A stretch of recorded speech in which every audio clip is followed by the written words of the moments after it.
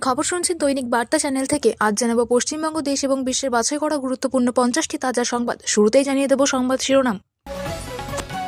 উত্তরবঙ্গে মেগা ধামাকা, ভোটের আগেই 5,000 শ্রমিকের পদ্ম শিবিরে যোগদান, কাঁপছে তৃণমূলের গড়। শুনানির লাইনে দাঁড়ালে বিজেপি নেতা বললেন এটা খুব দুঃখজনক। 24 ঘন্টায় উড়িষ্যায় আক্রান্ত 32 বাঙালি শ্রমিক, বাংলায় ফিরছেন শতাধিক আতঙ্কিত।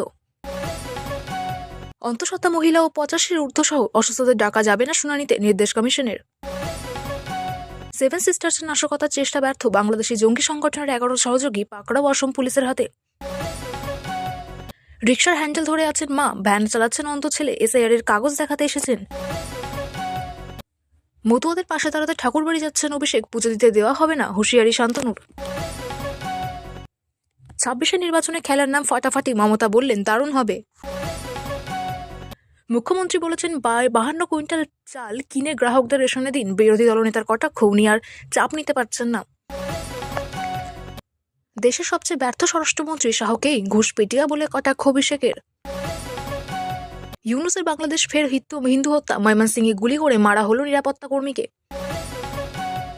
26-এ দ্বিতীয় হব আমরা, তার আগে 10 লক্ষের সমাবেশে বড় চমক থাকবে, ব্রিগেড নিয়ে আত্মবিশ্বাসী হুমায়ুন। এলপিজির দাম থেকে ব্যাংকিং ও কর সংক্রান্ত নিয়ম 1 জানুয়ারি থেকে হতে চলেছে 10টি পরিবর্তন। পুরুলিয়ার পাড়া থানায় জ্ঞানেশ কুমার ও মনোজ আগরওয়ালের বিরুদ্ধে লিখিত অভিযোগ আদিবাসী পরিবারের। দিনহাটায় চরম উত্তেজনা, শটান শুনানি কেন্দ্রে পৌঁছে অফিসারকে তুলোধনা, মন্ত্রী উদয়ন গুহর।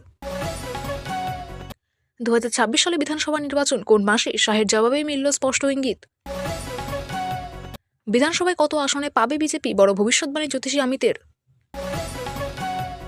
আর নেই পুতুল, 7 সকালে খালেদার প্রয়াণ সংবাদে মন খারাপে জলপাইগুড়িবাসীর। বিজেপিকে রুখতে এক ছাতার তলায় বাম তৃণমূল, অঘোষিত জোটের ধাক্কায় পূর্ব মেদিনীপুরের সমবায় ভোটে খাতায় খুলল না পদ্মের প্রার্থীদের। বিজেপিতে যোগদানের জল্পনা বাড়িয়ে মোদীর দরবারে অধীর চৌধুরী। খালেদা জিয়ার প্রয়াণের শোক প্রকাশ মোদীর, লিখলেন ভারত বাংলাদেশ সম্পর্ক মজবুত করতে তার অবদানের কথা। এসআইআর শুনানিতে হয়রানির অভিযোগ তৃণমূলের, শাহের ঘোষণা অনুপ্রবেশকারীদের বেছে বেছে তাড়ার। ওপার বাংলার প্রাক্তন প্রধানমন্ত্রীর মৃত্যুতে শোক প্রকাশ করলেন এপার বাংলার মুখ্যমন্ত্রী, কি লিখলেন মমতা।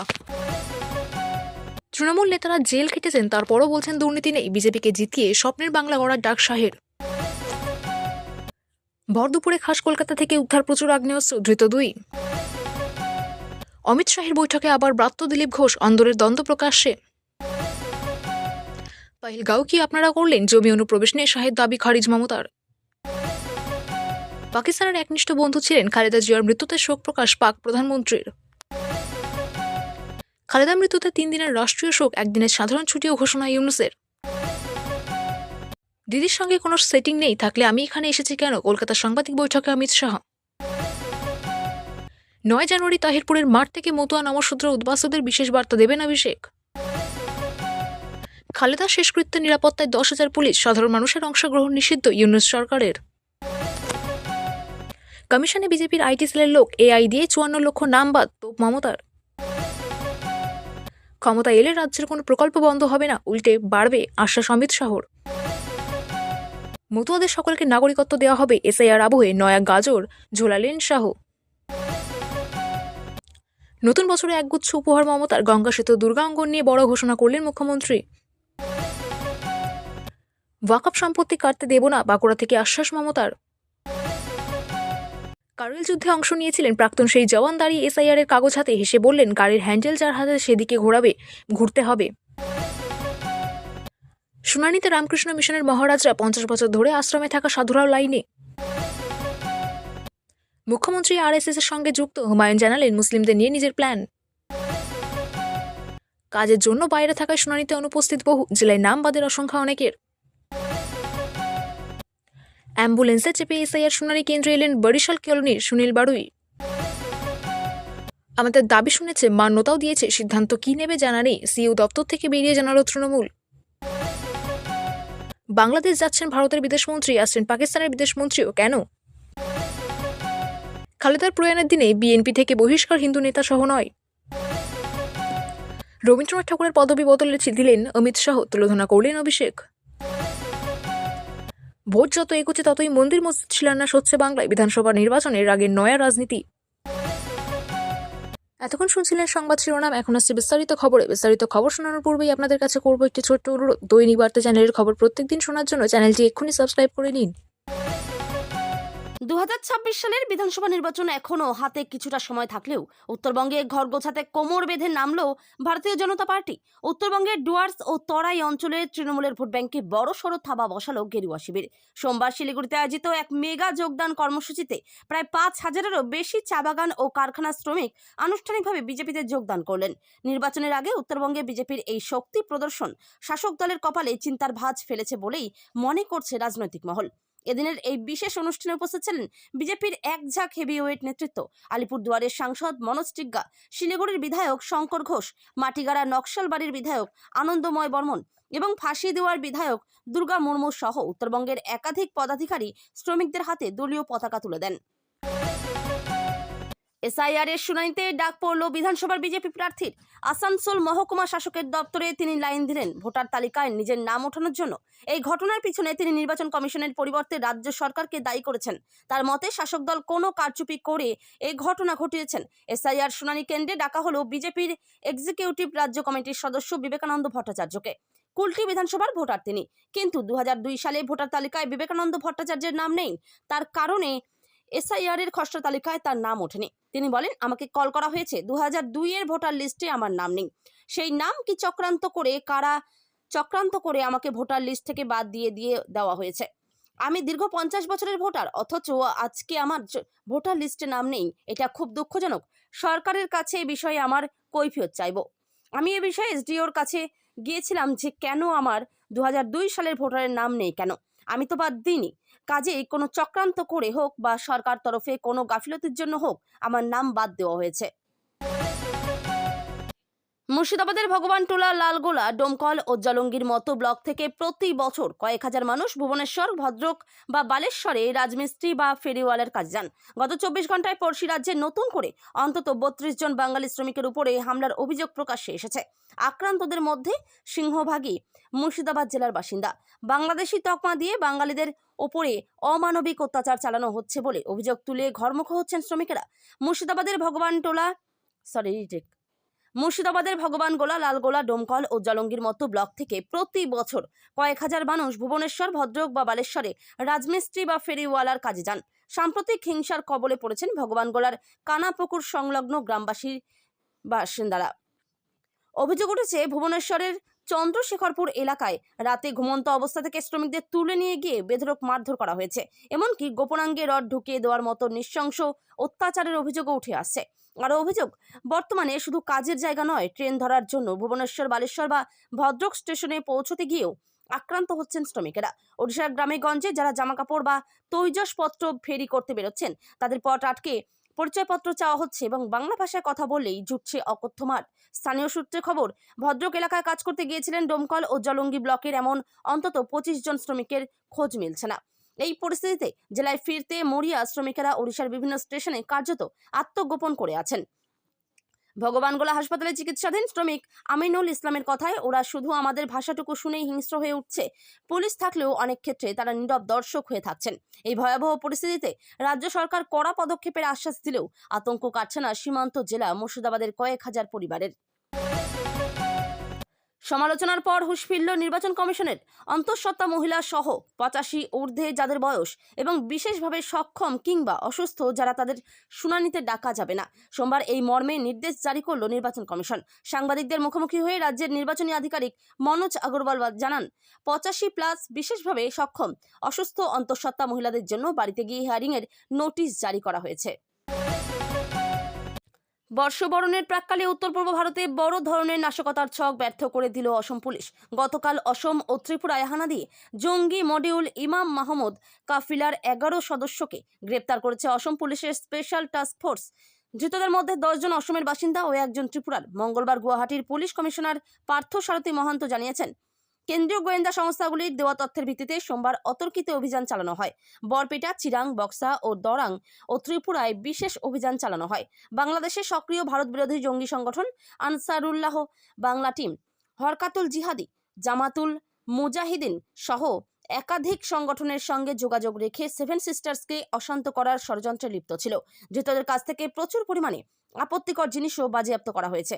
যদিও কোনো আগ্নেয়াস্ত্র বা গোলা বারুদ উদ্ধার হয়েছে কিনা তা নিয়ে মুখ খুলতে চাননি গুয়াহাটির পুলিশ কমিশনার। প্রবীণ নাগরিকরা লাইনে দাঁড়িয়ে, কোথাও আবার অ্যাম্বুলেন্সে করে কেউ কেউ এসেছেন। যদিও সোমবারই কমিশন এই নিয়ে বড় সিদ্ধান্ত নিয়েছে। অসুস্থ থেকে 85 বছরের ঊর্ধ্বেও যারা আছেন তাদের বাড়ি থেকেই শুনানি হবে। এইসবের মধ্যেই একটা ছবি ধরা পড়ল নদিয়ায়। সেখানে রিকশার হ্যান্ডেল ধরে আছেন বৃদ্ধ মা, ভ্যান চালাচ্ছেন অন্ধ ছেলে। এভাবেই এসআইআর হাসখালি শুনানির কেন্দ্রে এসে পৌঁছলেন তারা। নদিয়ার হাসখালি বগুলা মিলননগরের মানবিকতার এক হৃদয় ছোঁয়া ছবি ধরা পড়েছে। হ্যান্ডেল ধরে আছেন বৃদ্ধ মা আর ভ্যান চালাচ্ছেন তার দৃষ্টিহীন ছেলে। এসআইআর শুনানির জন্য বিডিও অফিসে পৌঁছতে গিয়ে এমনই দৃশ্য নজরে আসে সকলের। ওই পরিবারটি 2 নম্বর বগুলা গ্রাম পঞ্চায়েতের বাসিন্দা। ছেলের নাম পানু চৌধুরী। তিনি 2 চোখে দেখতে পান না। বৃদ্ধা মা সুরধ্বনি চৌধুরীকে নিয়েই তার সংসার। ছেলের দৃষ্টিহীনতার কারণে সংসারের দায় কাঁধে তুলে নিতে হয়েছে মাকে। লোকের বাড়িতে কাজ করে কোনো রকমে দিন গুজরান করেন তিনি। এরই মধ্যে দুজনের নামে এসআইআর শুনানির নোটিশ আসে। নোটিশ পাওয়ার পর থেকেই আতঙ্কে দিন কাটছিল তাদের। কি হবে, কিভাবে শুনানিতে পৌঁছবেন, এই চিন্তায় দিশেহারা হয়ে পড়েন মা ছেলে। মঙ্গলবার ছিল শুনানির দিন। উপায় না দেখে বৃদ্ধা মাকে ভ্যানে বসিয়ে নিজেই ভ্যান চালিয়ে বিডিও অফিসে পৌঁছান পানু। গোটা রাস্তা জুড়ে মা হ্যান্ডেল ধরে ছেলেকে পথ দেখান আর হর্ন বাজিয়ে এগিয়ে যান পানু। এই দৃশ্য বিডিও অফিসে পৌঁছতেই সকলের নজরে আসে। পানু চৌধুরী বলেন, শুনানিতে এসেছে, নোটিশ এসেছে। মা বাবার 2002 সালের নাম নেই, তাই এসেছি। এসআইআর নিয়ে মতুয়াদের মধ্যে আতঙ্ক তৈরি হয়েছে। চূড়ান্ত খসড়া তালিকায় ইতিমধ্যে বহু মতুয়া উদ্বাস্তুদের নাম বাদ পড়েছে, জানিয়ে রীতিমতো আশঙ্কায় তারা। এরই মধ্যেই বিজেপি সাংসদ তথা কেন্দ্রীয় মন্ত্রী শান্তনু ঠাকুরের মতুয়াদের নাম বাদ যাওয়া নিয়ে মন্তব্যে ক্ষোভে ফুঁসছে মতুয়া সমাজ। এই প্রেক্ষাপটে মতুয়াদের পাশে দাঁড়াতে ঠাকুরনগর যাচ্ছেন তৃণমূলের সর্বভারতীয় সাধারণ সম্পাদক অভিষেক বন্দ্যোপাধ্যায়। আগামী 9 জানুয়ারি তিনি ঠাকুরবাড়িতে যাবেন এবং হরিচাঁদ গুরুচাঁদ ঠাকুরের মন্দিরে পুজো দেবেন। যদিও পুজো দিতে দেওয়া হবে না বলে পাল্টা হুঁশিয়ারি শান্তনু ঠাকুরের, জানিয়ে সরগরম ঠাকুরবাড়ি। অভিষেকের আসার বিষয়ে কড়া প্রতিক্রিয়া জানিয়েছেন বিজেপির সাংসদ শান্তনু ঠাকুর। তিনি বলেন, অভিষেক যদি গায়ের জোরে অনেক ফোর্স নিয়ে জোরপূর্বক এখানে আসেন তাহলে তাকে পুজো দিতে দেওয়া হবে না। মতুয়ারা মিছিল করে ধিক্কার জানাবেন। বিজেপি নেতার কথায়, আগে তার পিসি হরিচাঁদ গুরুচাঁদ ঠাকুরকে নিয়ে যে বিকৃত মন্তব্য করেছিলেন তার জন্য ক্ষমা চাক, তারপর উনি পুজো দিতে আসুক। অভিষেক বন্দ্যোপাধ্যায়ের মতুয়াদের পাশে থাকার দরকার নেই। 21 নির্বাচনে সারা ফেলেছিল খেলা হবে স্লোগান। তৃণমূলের যুব নেতা দেবাংশু ভট্টাচার্য এই নিয়ে গানও বেঁধেছিলেন। 5 বছর আগে 200-র বেশি আসন পেয়েছিল ঘাসফুল শিবির। 26-এর নির্বাচনেও কি খেলা হবে? স্লোগান রাজনীতির ময়দান কাঁপাবে।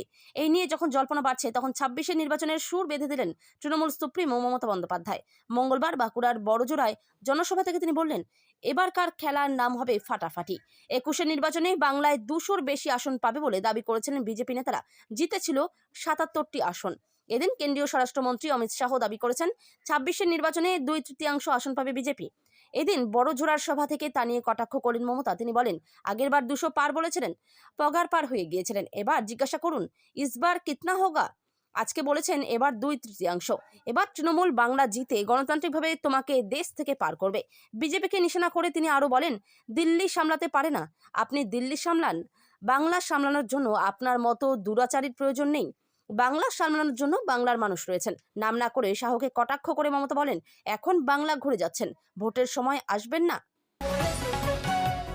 গতকাল মঙ্গলবার বাঁকুড়ায় বড়জোড়ার বীরসিংহপুর ময়দানে বছরের শেষ জনসভা করলেন মুখ্যমন্ত্রী মমতা বন্দ্যোপাধ্যায়। তার বক্তব্যের সিংহভাগই ছিল কেন্দ্রীয় স্বরাষ্ট্রমন্ত্রী অমিত শাহকে আক্রমণ ও এসআইআর এর বিরোধিতা।